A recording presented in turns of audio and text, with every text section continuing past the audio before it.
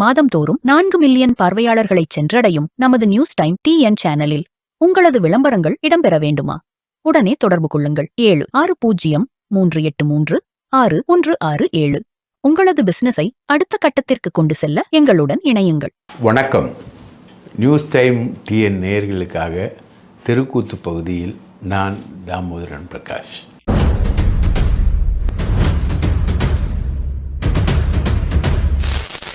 ஒரு அரசியலில் ஒரு அருமையான மிக்சப் நடந்திருக்கு. அதுதான் இன்றைக்கி தெருக்கூத்தே. அதாவது தாவேக்காவும் பாஜகவும் கொள்கை எதிரிகள். ஆனால் திமுக மந்திரியை அடிக்கணும், அதுவும் உதயநிதியுடைய ஃப்ரெண்டு ஒருத்தரை அடிக்கணும் அப்படின்னா அவங்க ஒன்றா சேர்ந்துப்பாங்க. அதுதான் இப்போது நடந்திருக்கு. நடந்த விஷயம் கேஎன் நேரு விஷயம். இது ஒரு தெருக்கூத்து. இன்னொன்று, அதிமுக மந்திரிகள் ஒரு 4 பேர் டெய்லி நைட்டு உட்காந்து எல்லா வேலையும் பார்த்துட்டு அவங்களுக்குள்ள எல்லா மிக்சப்பும் பண்ணிக்கிட்டு, மிக்சப்னால் அவங்களுக்கு தெரியும் இல்லையா, மிக்சப்பு பண்ணிக்கிட்டு ஜாலியாக என்ஜாய் பண்ணுவாங்க. க்ரீன்வேஸ் ரோட்டில் ஒருத்தர் வீட்டுக்கு ஒருத்தர் வருவார், ஒருத்தர் வீட்டுக்கு ஒருத்தர் வருவார். இந்த 4 பேரும் ஒன்றா சேர்ந்து வராத ஒருத்தருக்காக இன்றைக்கி தாவேக்கால சேர்ந்துருக்காங்க. இது தெருக்கூத்து நம்பர் 2. முதல்ல அது இல்லாமல் உபரி தெருக்கூத்துக்கள்லாம் உண்டு, சின்ன சின்ன நகைச்சுவை கூத்துக்கள்லாம். இதுதான் இன்றைக்கி எபிசோடோட டோட்டல் பிக்சர். இப்போ பார்த்திங்கன்னா தாவேக்காவும் பாஜகவும் எப்படி ஒன்று சேருது? நீங்கள் தேவைப்பட்டால் ஒன்று சேர்ந்துப்பீங்க, போய் டெல்லியில் போய் கொலாவுவீங்க. உங்கள் மேலே என்ஃபோர்ஸ்மெண்ட் கேஸ் வந்தால் நீங்கள் டெல்லியில் போய் குழாவுவீங்க. அப்படின்றது தான் விஜய் திமுக மேலே வைக்கிற சார்ஜ். நீங்கள் மறைமுக கூட்டணிக்குள்ளே போவீங்க அப்படின்றது தான் அவருடைய சார்ஜ். அதாவது அவர் என்ன சொல்கிறாருன்னா, டாஸ்மாக் ரைடு வரும்பொழுது டாஸ்மாகில் கேஸ் உதயநிதி பேரில் மற்றவங்க பேரில் வராமல் இருக்கிறதுக்காக நீங்கள் போய் டெல்லியில் போய் பேசுனீங்க, பிஜேபியோடைய மறைமுகமாக அண்டர்ஸ்டாண்ட் பண்ணிக்கிட்டீங்க. உதயநிதி கூட போய் நேரடியாக மோடியை பார்த்தாரு, ரைட்டுங்களா? ஸ்டாலின் போனார்னா மோடியும் பார்ப்பார், சோனியா காந்தியும் பார்ப்பார். இந்த மாதிரி டெல்லி லாபி உங்களுக்கு ஸ்ட்ராங்கு. கனிமொழி, டிஆர் பாலு, இப்படி ஒரு லாபி திருச்சி சிவா, இப்படி ஒரு லாபி உங்களுக்கு ஸ்ட்ராங்கு. நீங்கள் பாஜகவோட மறைமுக கூட்டணி வச்சுருந்தீங்க அப்படின்றது தான் தாவேக்காவுடைய சார்ஜ். ஆனால் உண்மை என்னென்னா, காங்கிரஸோடு இவங்க இருந்ததுனால முழுக்க முழுக்க முழுக்க இவங்களுக்கு எதிராக எல்லா வேலையும் செஞ்சுக்கிட்டு இருந்தால் பிஜேபி, ரைட்டா? அது செந்தில் பாலாஜி அட்டாக் பண்ணதாக இருந்தாலும் சரி, அண்ணாமலையும் சொல்லி செந்தில் பாலாஜி அட்டாக் பண்ணதாக இருந்தாலும் சரி, பொன்முடி அட்டாக் பண்ண இருந்தாலும் சரி, துரைமுருகனை காப்பாற்றி விட்டது அண்ணாமலை தான் காப்பாற்றி விட்டார். லண்டனில் ஒரு 150 கோடி டிரான்சாக்ஷன் பண்ணி காப்பாற்றி விட்டார் துரைமுருகனை மணல் மேட்டரில். அந்த மாதிரி ஒரு அண்டர்ஸ்டாண்டிங் தான் இருந்தது. இப்போது கேஎன் நேருவையும் என்ன சொல்லுவாங்கன்னா, அவருக்கு அமலாக்கத்துறை ஆள் இருக்குது, அமலாக்கத்துறையில் ஆள் இருக்குன்னுவாங்க.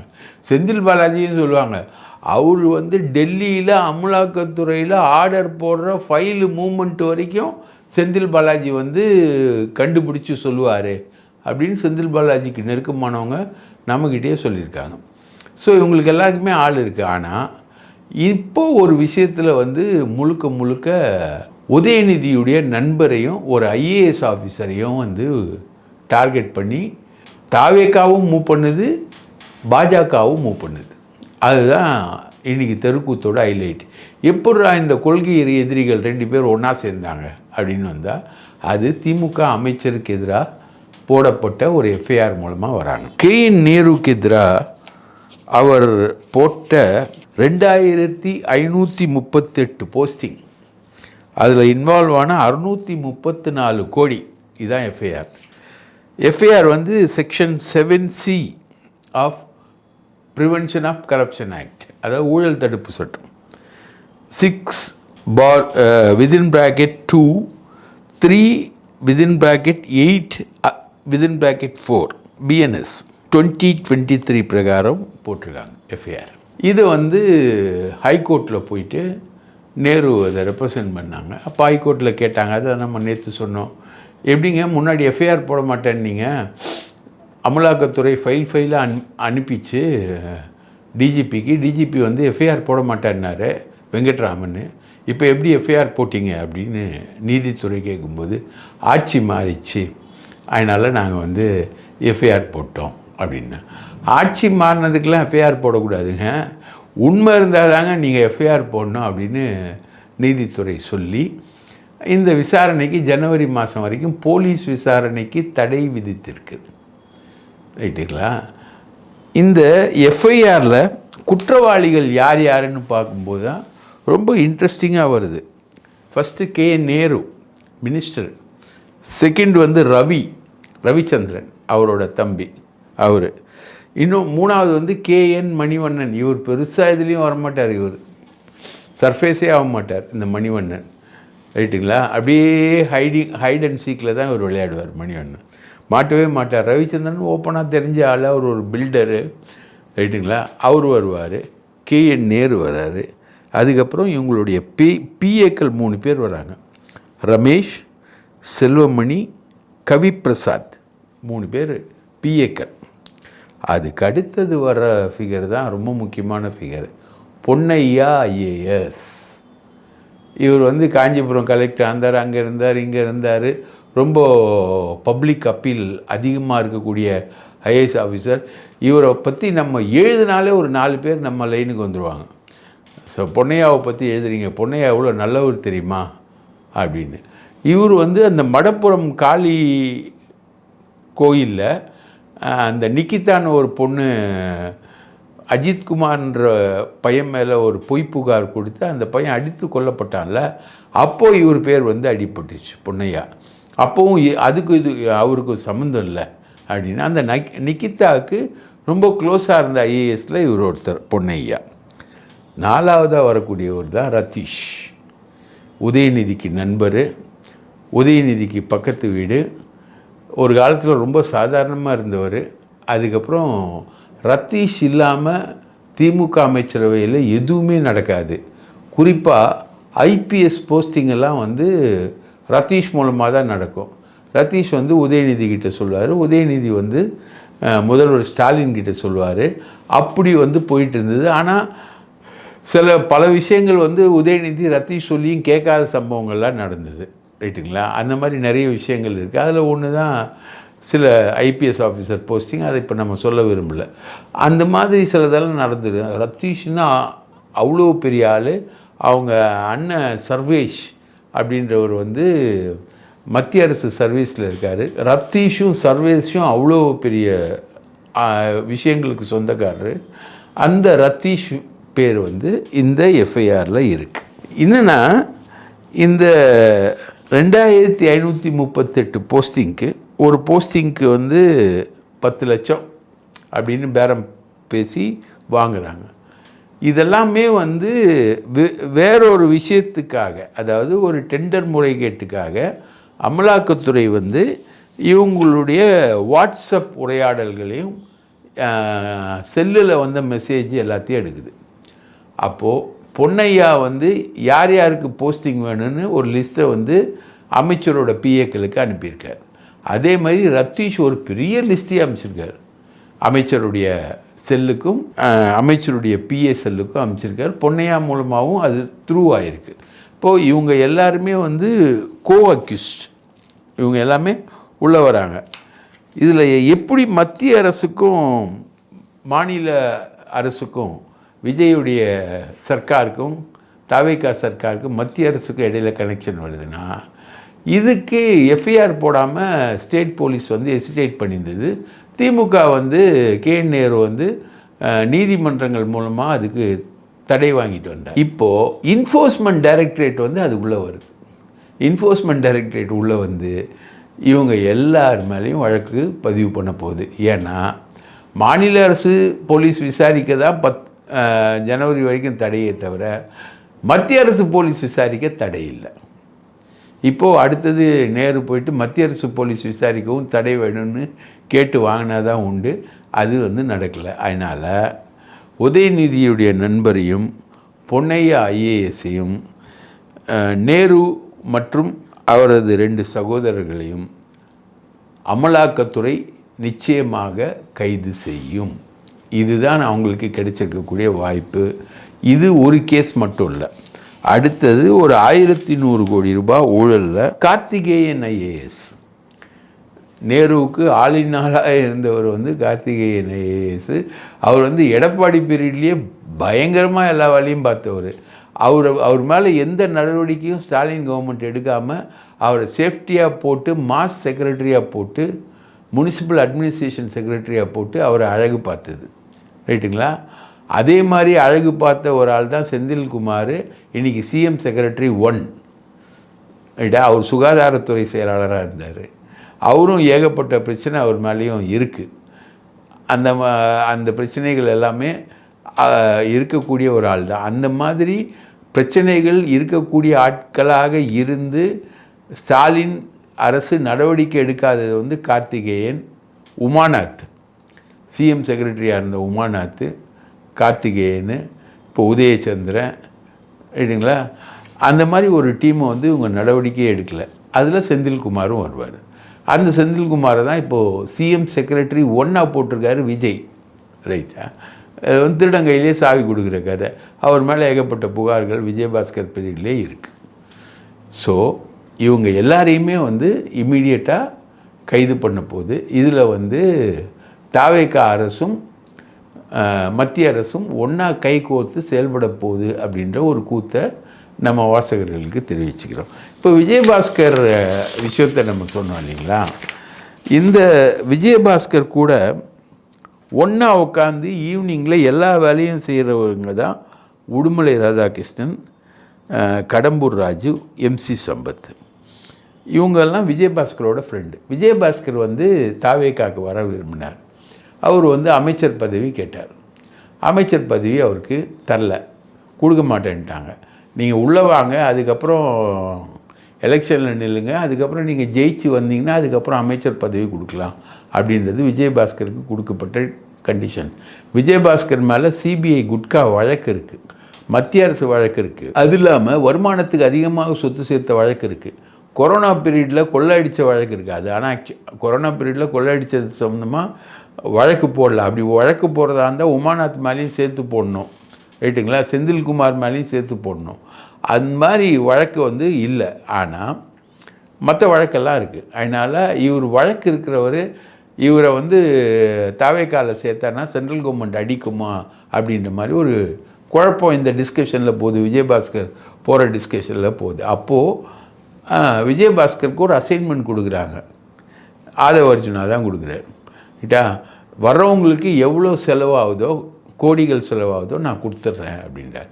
அதில் எம்சி சம்பத்தெல்லாம் வந்து நம்ம பாஷ்யம் பில்டர்னு ஒருத்தர், ரைட்டா?